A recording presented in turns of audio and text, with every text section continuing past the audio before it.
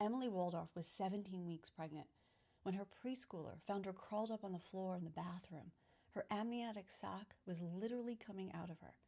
And when her husband rushed her to the hospital, they told her the longer her cervix remained open, the higher the risk of her developing a life-threatening infection was. And they needed to immediately empty her womb. But because of the laws politicians wrote, that is when her nightmare began. They had to consult with the hospital lawyers and risk management team.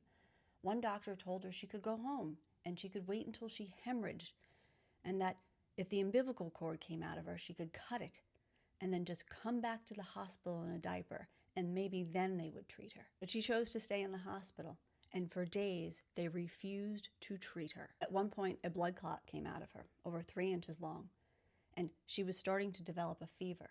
It was 99.3, but they had to wait until it got to 100.4 before they would help her, even though there was no chance of this fetus surviving. She even called the governor, Sarah Huckabee Sanders, and her office told her she should call a lawyer. For days, they didn't know what they were going to do. Some suggested that she drive 4 hours to Kansas, but they wouldn't provide her with an ambulance at first.